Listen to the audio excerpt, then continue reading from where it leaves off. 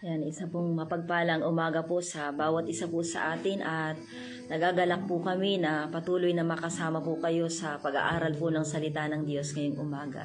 Tayo po ay narito ngayon sa lugar po ng San Pablo, Kawayan at patuloy tayong mag-aaral ng salita ng Panginoon. At bago po yun ay tayo po magbigay muna ng isang awitin sa Panginoon ngayong umaga pong ito.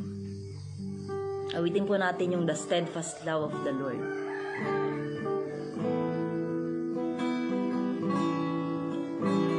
The steadfast love of the Lord never ceases.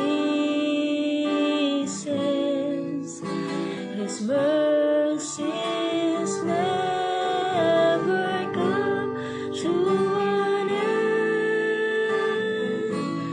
They are new every morning, new every morning. Great is thy faithfulness, O Lord. Great is thy faithfulness. The steadfast love of the Lord never ceases. His mercies never come to an end. They are new every morning, new every morning. Great is thy faithfulness, O Lord. Great is thy faithfulness. Pag-ibig niya ay hindi nagmamaliw. Ang awa niya ay walang kapantay. Ito'y laging sagana bawat umaga. Katapatan niya'y dakila. Katapatan niya'y dakila. Minsan pa. Pag-ibig niya ay hindi nagmamaliw. Ang awa niya ay walang kapantay. Ito'y laging sagana bawat umaga. Katapatan niya'y dakila. Katapatan niya'y dakila. Katapatan niya'y dakila. Katapatan niya'y dakila. Hallelujah. Purihin kayo, Panginoon. Dakilain kayo, aming Ama. Tunay, Panginoong Diyos, ang inyo pong pag-ibig sa amin, aming Diyos, ay dakila, Panginoon. Ito po'y laging sariwa at lagi pong bago tuwing umaga, Panginoong Diyos. Salamat po, aming Ama, sa umagang ito, sa amin pong pag-aaral ang inyo pong mga salita. Dalangin ko nga po, Panginoon, na itago niyo po akong inyong lingkod sa inyo pong harapan, Panginoong Diyos. At patuloy, aming Ama, na kayo po, aming Amang siyang makita at maitaas sa buhay po namin, Panginoong Diyos. Salamat po, aming Ama, ang inyo pong Santong Espiritu, ang lagi naming inaasahan na magpakaunawa sa amin, Panginoon, ng inyo pong mga salita. Purihin po kayo at dakilain. Ito po ang aming panalangin sa pangalan ng Panginoong Jesus. Amen. Ayan, purihin po ang Panginoon at tayo po'y mag-aaral, magmumula po sa aklat po ng Mateo, Kapitulo 20, talatang 1 po hanggang sa 16. At babasahin ko po. Sabi po ganon, ang kaharian ng langit ay maitutulad sa isang taong lumabas ng maagang maaga upang kumuha ng manggagawa para sa kanyang ubasan. Nang magkasundo na sila sa upa na isang salaping pilak sa maghapon, ang mga manggagawa ay pinapunta niya sa kanyang ubasan. Lumabas siyang muli ng mag-aalas 9 ng umaga at nakakita siya ng iba pang tatayo-tayo lamang sa palengke. Sinabi niya sa kanila, pumunta rin kayo at magtrabaho sa aking ubasan at bibigyan ko kayo ng karampatang upa. At pumunta nga sila. Lumabas na naman siya ng mag-aalas 12 ng tanghali at ng mag-aalas 3 ng hapon, at ganoon din ang ginawa niya. Na mag-aalas 5 na ng hapon, siya'y lumabas muli at nakakita pa ng mga ibang wala ring ginagawa. Sinabi niya sa kanila, bakit tatayo-tayo lang kayo dito sa buong maghapon? Wala po kasing magbigay sa amin ng trabaho, sagot nila. Kaya't sinabi niya, kung gayon, pumunta rin kayo sa aking ubasan. Nang gumagabi na, sinabi ng may-ari ng ubasan sa kanyang katiwala, tawagin mo na ang mga manggagawa at bayaran mo sila, magmula sa huli hanggang sa unang nagtrabaho. Ang mga nagsimula ng mag-aalas 5 ng hapon ay tumanggap ng tig-1 salaping pilak. Nang lumapit ang mga nauna, inakala nilang tatanggap sila ng higit doon.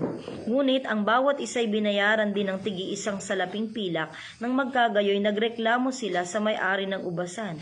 Sinabi nila, 1 oras lamang nagtrabaho ang mga ito na huling dumating, samantalang maghapon kaming nagtrabaho at nagtiis sa nakakapasong init ng araw. Bakit naman pinare-pareho ninyo ang aming upa? Sumagot ang may-ari ng ubasan sa isa sa kanila, kaibigan, hindi kita dinadaya. Hindi ba't pumayag ka sa 1 salaping pilak? Kunin mo ang para sa iyo at umalis ka na. Ano sa iyo kung ibig kong bayaran ang nahuli ng tulad ng ibinayad ko sa iyo? Wala ba akong karapatang gawin sa ari-arian ko ang aking naibigan? Kayo ba'y naiinggit dahil ako'y nagmamagandang loob sa iba? At sinabi ni Jesus, ang nahuhuli ay mauuna at ang nauuna ay mauhuli. Ayan po, purihin po ang Panginoon sa pagkabasa ng kanya pong mga salita. At ito po ay pumapatungkol po doon sa atin pong kaligtasang tinanggap sa Panginoon. Lahat po tayo ay gumaganap doon sa kalooban ng Panginoon simula po nung tayo makakilala sa Panginoon. Kahit po tayo ay 20 years, 30 years o ilang taon man po tayong naglilingkod sa Panginoon, meron po tayong pare-parehong tatanggapin sa Diyos at walang iba po kundi po ang buhay na walang hanggan. Amen? Kaya meron pa po bang hihigit doon sa ibibigay ng Diyos sa atin doon sa inoffer niya? Kasi yung salaping pilak po doon ay sumisimbolo po doon sa langit na bayan na nais po ng Diyos na ibigay po sa atin. At ngayon pa nga lamang kanina nga nagpe-pray ako, Lord, lalagyan ko ba ng title ito? Na para bang nasa lupa man, parang nasa langit na din. Bakit po? Kasi ang totoo po niyan, pwede nating maranasan dito kung ano yung nararanasan doon sa kalangitan. Dahil yung presensya po ng Diyos ay sumasama po sa atin. Kailanman po ay hindi po tayo iniwan ng Panginoon. Kaya bilang po mga lingkod ng Panginoon, wag po tayong dumating doon sa punto yung pinakanghulig pong binasa ko po. Sabi pong gano'n, at sinabi ni Jesus, ang nahuhuli ay mauuna at ang nauuna ay mahuhuli. Dumarating po minsan, hindi lang minsan, kadalasan sa lingkod po ng Panginoon, sa tagal po nating naglilingkod sa Diyos, para bang yung atin pong unang ginagawa sa Panginoon at yung ginagawa natin ngayon, magkaiba na. Nung tayo po ay naglilingkod sa Panginoon, dahil nagmamahal tayo sa Panginoon, nag-respond po tayo dun sa pag-ibig ng Diyos.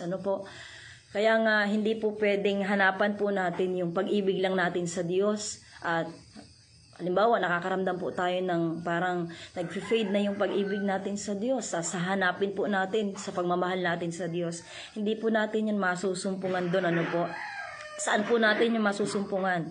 Pero ang totoo hinanap po yan sa atin ng Diyos. Sabi po ng Revelation chapter 2 verse 4. Kung meron man pong hinahanap ang Diyos sa atin, yung una po nating pag-ibig. Bakit po ba? Ano po bang meron doon sa una po nating pag-ibig?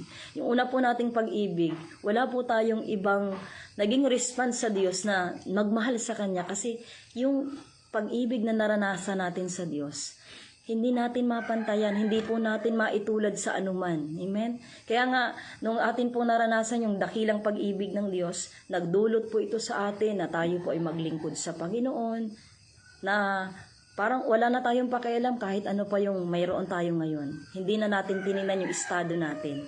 Amen? Kaya, lagi po nating tanawin palagi yung pag-ibig ng Diyos sa buhay po natin. Nang sa gayon, masariwa po natin yung pag-ibig natin sa Panginoon.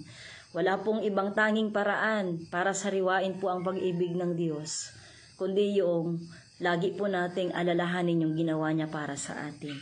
Kaya nga, doon po sa binasa po natin, sabing ganon, yung sa 16, ang nauuna ay mauhuli at ang nauhuli ay mauuna. Kasi nga yung mga nahuli, nung sila po ay naglingkod sa Panginoon, mainit na mainit po sila sa Panginoon. Tayo din naman, ganon din po tayo.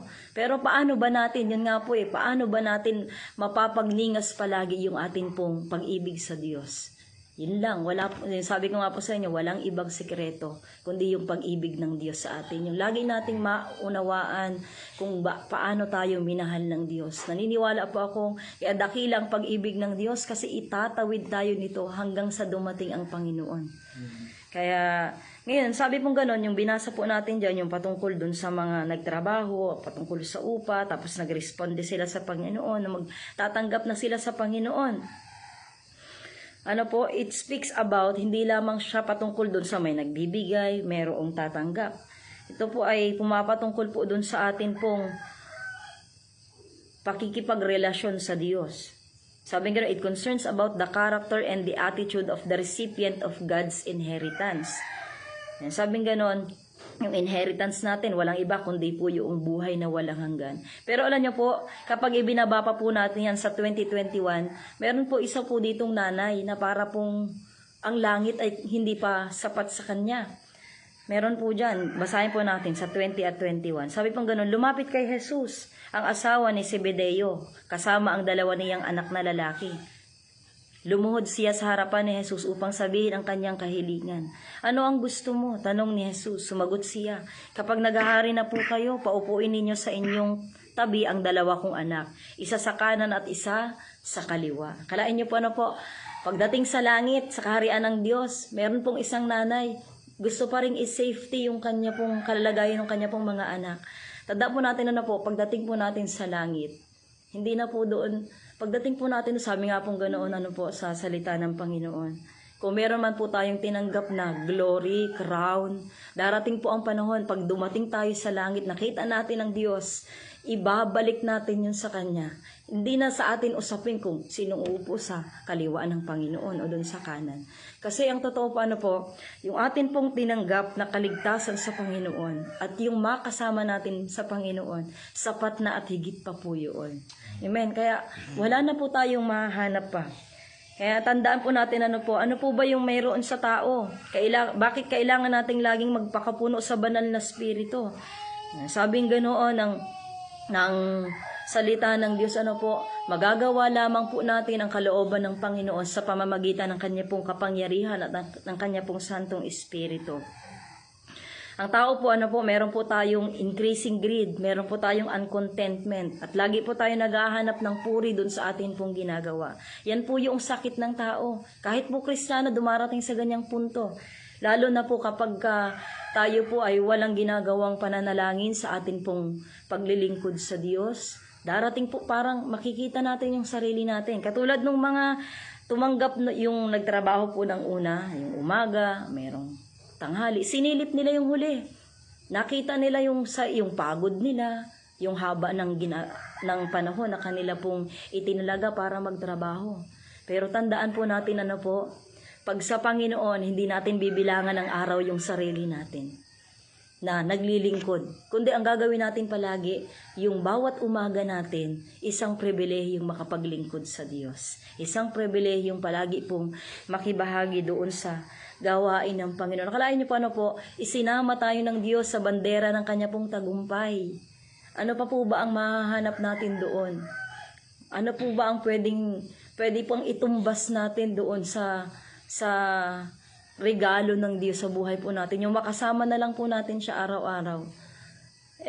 Talaga pong higit na. Wala na po tayong pwedeng hanapin pa.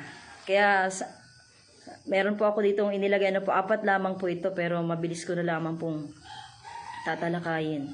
Sabing ganon, yung atin pong pakikipagrelasyon sa Panginoon, kinakailangan po ito, it is a growing one. Kapag sinabi pong growing one, lumalago. Amen. Kung noong una, ito yung ating kalalagayan sa Panginoon, habang tumatagal po tayo sa Panginoon, meron pong pagbabago. Lumalaki po yung pag-ibig natin sa Diyos, hindi po lumiliit. Amen. Kaya nga, nung tayo po yung una sa Panginoon, iniligtas niya tayo, iniligtas tayo ng Panginoon doon sa atin pong pagkakasala. Nakita natin yung pag-ibig ng Diyos. Nung tayo naman po ay naglilingkod na sa Panginoon, habang lumalaon yung panahon, lalo po natin nakikita yung katapatan ng Diyos sa buhay natin. Bakit? May mga pagsubok, may problema, andyan palagi ang Panginoon. Amen po. Ikalawa, it is progressing. Kinakailangan pong may progreso para po yung pagtatayo sa construction. Nagkaroon ng pundasyon, sumunod, magdedire-diretso na po yan. Hindi po yan laging magsisimula doon sa basic. Amen po. Hindi tayo palaging nandoon sa pagsisimula. Dati noon, wala tayong pakialam pag may service. Wala tayong pakialam kapag may mga gawain na pinupuntahan. Pag linggo, pagka merong prayer meeting, may Bible study, hindi po tayo nakikialam. Pero habang tumatagal at tayo nasa Panginoon, nadidevelop yung atin pong relasyon sa Diyos, nagkakaroon po yan ng progreso. Amen po. Hanggang sa dumating yung time na natural na sa atin na dumalo sa gawain ng Panginoon. Bakit? It is part of our worship. Pinapahalagahan na po natin lahat ng mahalaga sa Diyos. Ikatlo po, maturing. Kapag sinabi pong maturing, yung sa parang pinakang meaning niya is parang tumatanda, nagkakaroon ng edad. Kapag sabi pong ganun sa Ephesians chapter 4 verse 11 to 16, meron po diyan, binigay po yung mga kaloob. Bakit po ibinigay yung mga kaloob na yon? Sabing ganoon sa verse 12, ginawa niya ito upang ihanda sa paglilingkod ang lahat ng mga hinirang. O sa 11 po muna, basahin ko po. At binigyan niya ang ilan ng kaloob upang maging mga apostol, ang iba na may mga propeta, ang iba'y mga ibanghilista, at ang iba'y mga pastor at mga guro. Ginawa niya ito upang ihanda sa paglilingkod ang lahat ng mga hinirang, upang maging matatag ang katawan ni Kristo, hanggang makarating tayo sa pagkakaisa ng pananampalataya at pagkakilala sa anak ng Diyos, at maging ganap ang ating pagkatao ayon sa pagiging ganap ni Kristo. Verse 14, nang sa gayon, hindi na tayo magiging tulad sa mga batang madaling matangay ng sari-saring aral.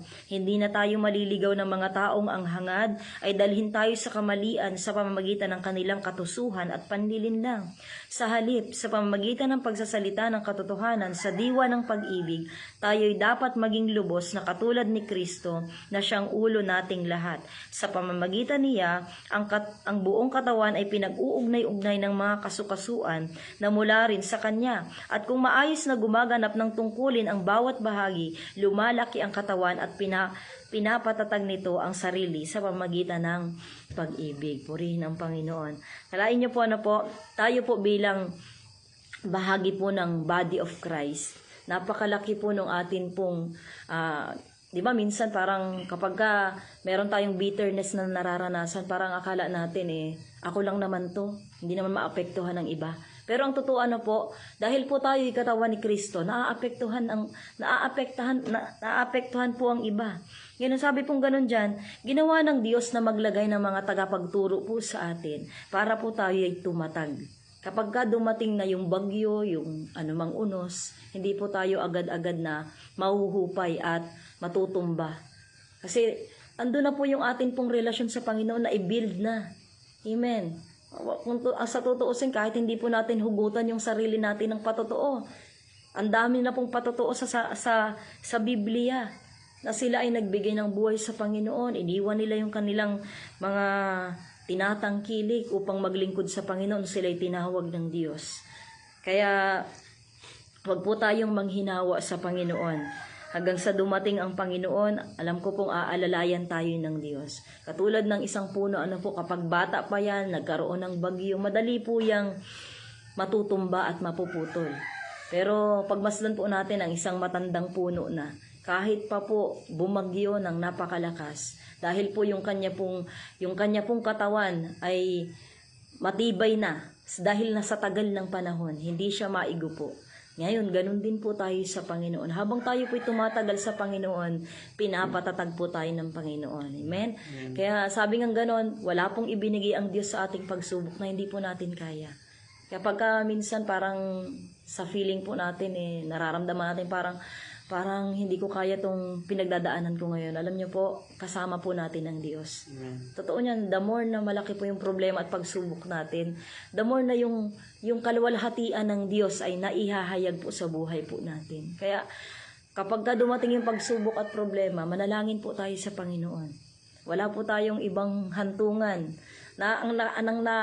napakaganda sa Panginoon at sa atin pong pakikipagrelasyon sa Diyos. Hindi sekreto yung pwedeng gawin natin sa Diyos.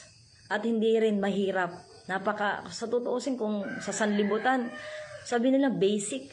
Bakit mahirap po bang dumulog sa Diyos at ilapit yung sarili natin sa Kanya? Kasi ang Diyos po lagi po siyang merong handang tulong para sa atin. Hindi po siya nagugulat dun sa atin pong sitwasyon. Pero ganun pa man, kahit ang Diyos po, hindi po siya nagulat sa ating sitwasyon, kahit kailan hindi niya minaliit yung atin pong pinagdadaanan. Sinasamahan niya tayo. Along the way, andyan po yung mga pagtuturo ng Panginoon sa atin.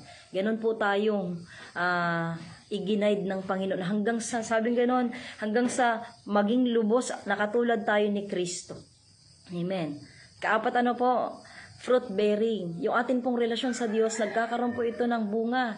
Napagpala tayo ng Diyos habang nakikipagrelasyon tayo sa Panginoon. Kaya nga sabi ni Haring David, 27 verse 4 ng awit, sabi pong ganun doon, kay Yahweh, isang bagay lang ang aking hiniling, iisa lamang talaga ang aking hangarin, ang tumira sa templo niya habang buhay upang kagandahan ni Yahweh aking pagmasdan at dooy humingi sa kanya ng patnubay.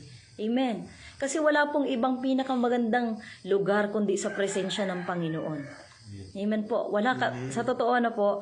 Kaya nga yung isa pong lingkod ng Panginoon sa Psalms chapter 73, hindi ko na po babasahin. Dumating yung time na parang nakita niyang mainggit yung sarili niya sa sanlibutan. Pero nung bumalik po siya sa presensya ng Panginoon, doon ipinaunawa sa kanyang muli ng Diyos kung ano yung kahantungan ng taong masama at ng taong naglilingkod sa Panginoon. Amen po. Kaya purihin po ang Panginoon sa umaga pong ito. Ihuhuli ko na lamang po dito po sa 1 Peter chapter 5 verse 10 to 11. Sabi pong ganon, pagkatapos ninyo magtiis sa loob ng maikling panahon, ang Diyos na siyang pinanggagalingan ng lahat ng pagpapala, ang siyang magbibigay sa inyo ng kagalingan, katatagan at lakas ng loob at isang pundasyong di matitinag. Siya ang tumawag sa inyo upang makibahagi kayo sa kanyang walang hanggang kaluwalhatian, kasama ni Kristo. Sa kanyang kapangyarihan magpakailanman. Amen. Amen po. Ang Diyos po ang magbibigay. Hindi po natin kailangang hanapin sa sarili natin. Ang Diyos po ang magbibigay. Sabi po gano'n 1 Corinthians chapter 1, na ibinigay na ng Diyos ang lahat ng kailangan natin upang maganap ang kalooban ng Diyos. Amen. Kaya tandaan po natin, yung relasyon po natin sa Panginoon. Ano po yung una? Lang po natin. Yung una po, kailangan pong ito ay nagkakaroon ng tinatawag na growing one. Ikalawa, it is progressing. Ikatlo po, it is maturing. Ikaapat, ito po ay fruit bearing. Hindi lang tayo ang tumatanggap sa Panginoon, kundi dumarating na yung buhay po natin nagiging pagpapala sa pamilya natin, sa kapitbahay natin. Kahit pa sa may panahon po may pagsubok tayo, pwede po tayo maging pagpapala. Akala natin tayo lang ang itinatawid ng Diyos dun sa problema natin, hindi po. Nagiging salamin ng iba yung buhay natin habang tayo pinagtatagumpay ng Diyos. Amen. Kaya wag po tayong manghinawa na maglingkod sa Panginoon. Sasamahan po tayo ng Panginoon. Amen po. Sige po, tayo po ay muli pang lalapit sa Panginoon sa pananalangin. Wag po tayo manghinawang mag-pray. Kasi alam ko po, naniniwala po ako ang buhay ko, buhay ng pamilya ko, kung sila man ay maglingkod sa Panginoon, lahat po ng ito ay bunga lamang po ng pananalangin. Amen? Kaya pwede tayo magbanggit ng mga kapamilya natin habang tayo ay nagpe-pray. Lalo na pag may mga ganitong pong pagtitipon, pag mga may Bible study, wag po tayo manghinawa na o manghiya na sabihin sa kanila, pwede po bang isama natin sa prayer yung akin pong kapatid, yung akin pong magulang? Kasi ang totoo po niyan, ang Diyos po ay hindi niya po minamaliit ang panalangin. Amen. Lalo sabi ganoon, ang panalangin ng matuwid, ino-honor po yan ng Diyos. Sige po, tayo po ay minsan pong magpasalamat at tayo po ay dumulog sa Panginoon. Hallelujah. Salamat po sa inyo, Panginoon. Purihin kayo aming Ama, Diyos na mabuti, Diyos kayo noon, ngayon at magpakailanman. Luwalhatiin ang iyo pong dakilang pangalan, Panginoon. Kayo pong tumawag sa amin, Panginoong Diyos. Nagmahal po sa amin, Panginoon. Salamat po aming Ama, sapagkat tunay, Panginoong Diyos, na ang pagmamahal niyo po sa amin ay laging sariwa at sagana, Panginoon, sa bawat araw, Panginoong Diyos. Kung meron man, Panginoong pagkakataon, Panginoong Diyos, na kami po ay nangihina, Lord God, sino pa ba ang pwedeng magpalakas sa amin? Walang iba po kundi kayo, Panginoon. Kaya sa umaga pong ito, Panginoon, patuloy po kaming dumudulog po sa inyo. Kasama po namin, Panginoong Diyos, sa pananalangin ito, Lord God. Mga kapatid ko po, Panginoon, nasa online, Panginoong Diyos. Patuloy niyo po silang abutin, Panginoon. Anuman at nasaan man sila at anuman ang kanila pong sitwasyon at pinagdaraanan. Naniniwala ko po ako, Panginoon, ang inyo pong handang tulong, Lord God, ay palaging nariyan para sa kanila. Tigit sa lahat, Panginoon, ang inyo pong Santong Espiritu, Panginoong Diyos, ay lagi, Panginoong, sumasama sa bawat isa po sa amin. Lagi naming makita, Panginoon, ang inyo pong pag-ibig sa lahat ng pagkakataon, Panginoong Diyos. Ito may sa mga pagtutuwid, Panginoon, sa mga pagtuturo, Panginoon. Sa panahon pinadadaan niyo po kami sa kagalakan, Lord God, hindi namin malimot, Panginoon, ang inyo pong dakilang pag-ibig na ginawa sa amin, Panginoon. Nang sa gayon, lagi naming matutunan, Panginoon, magpasalamat sa inyo, Panginoon. Magtiwala pong palagi sa inyo pong pag-ibig, Panginoong Diyos. Salamat po, aming Ama. Salamat po sa umagang ito. Pinagpapala po namin ang inyo pong dakilang pangalan, Panginoong Diyos. Pinagpapala ko rin, Panginoon, ang bawat panalangin, ang bawat isa po, Panginoon, sa umagang ito. Tumugon po kayo, Panginoon, ayon po sa inyo pong malawak na kahabagan, Panginoong Diyos, at sa inyo pong biyaya, Panginoong Diyos.